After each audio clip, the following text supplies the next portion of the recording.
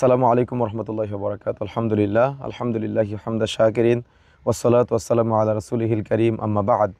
আলহামদুলিল্লাহ, প্রশংসা আল্লাহ সুবহানাহু ওয়া তাআলার দরবারে যে আল্লাহ রাব্বুল আলামিনের অশেষ মেহেরবানিতে আমরা চমৎকার পরিবেশে বসে পবিত্র কোরআন ও সহিহ সুন্নাহর আলোকে কথা বলার সুযোগ এবং তৌফিক পেয়েছি। আমরা সেই মহান রবের দরবারে হৃদয়ের গভীরতম প্রদেশ থেকে অন্তরস্থল থেকে শুকরিয়া আদায় করে সবাই বলি আলহামদুলিল্লাহ। দ্রুত সালাম বর্ষিত হোক রাসূলুল্লাহ সাল্লাল্লাহু আলাইহি ওয়াসাল্লামের দরবারে, যারা আদর্শ বাস্তবায়নের জন্যই আমাদের প্রচেষ্টা।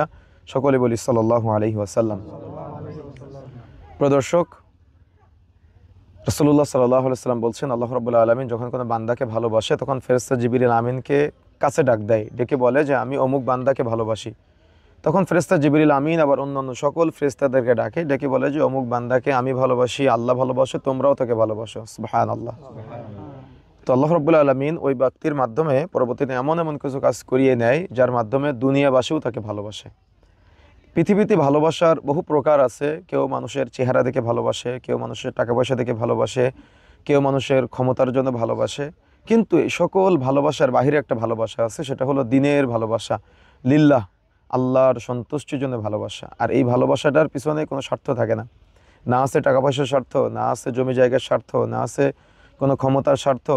হয়তো কোনো দিন দেখা হয়নি, কিন্তু যেদিন প্রথম দেখা হবে, এই দিনের সম্পর্ক যদি থাকে তাহলে মনে হবে যে সেই রুহের জগৎ থেকে সম্পর্কটা অটুট আছে। আলহামদুলিল্লাহ।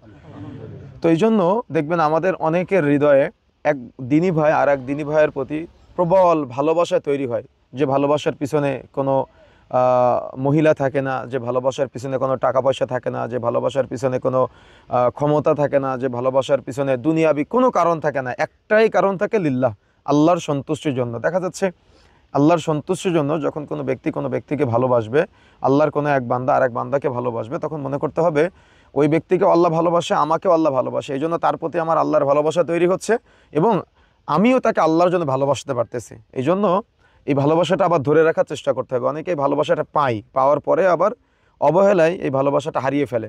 তার মানে আল্লাহ রাব্বুল আলামিনের এই নিয়ামত পাওয়ার পরেও এই নিয়ামতটা হারিয়ে ফেলে। এই জন্য আমাদের উচিত, আল্লাহ রাব্বুল আলামিন যদি আমাদের ভালো না বাসতেন তাহলে আমরা এই রবের সন্তুষ্টির জন্য একে অপরকে ভালোবাসতে পারতাম না। যেহেতু আল্লাহ রাব্বুল আলামিন আমাদের তৌফিক দান করেছেন, সেহেতু আমাদের এই ভালোবাসাটা অটুট রাখতে হবে। আর এটা ফিল করতে হবে সবসময় যে এই লক্ষ লক্ষ মানুষের মধ্যে, কোটি কোটি মানুষের মধ্যে আল্লাহ রাব্বুল আলামিন আমাকে ভালোবাসে, আমার অমুক দিনী ভাইকে ভালোবাসে, যার কারণে তার প্রতি আমার ভালোবাসা এবং আমার প্রতি তার ভালোবাসা তৈরি করে দিয়েছে।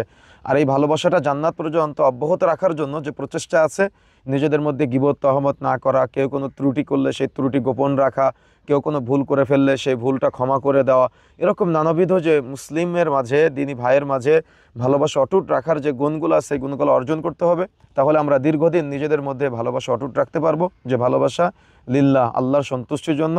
প্রিয় বন্ধুরা আমার, আল্লাহ রাব্বুল আলামিন আমাদের ভালোবাসে, তাই আমাদের ভালোবাসা আল্লাহর সন্তুষ্টির জন্য।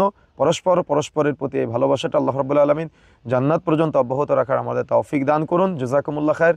সুবহানাকাল্লাহুম্মা বিহামদিক, আশহাদু আল্লা ইলাহা ইল্লা আনতা, আস্তাগফিরুকা ওয়া আতুবু ইলাইক। ওয়াসসালামু আলাইকুম ওয়া রাহমাতুল্লাহি ওয়া বারাকাতুহু।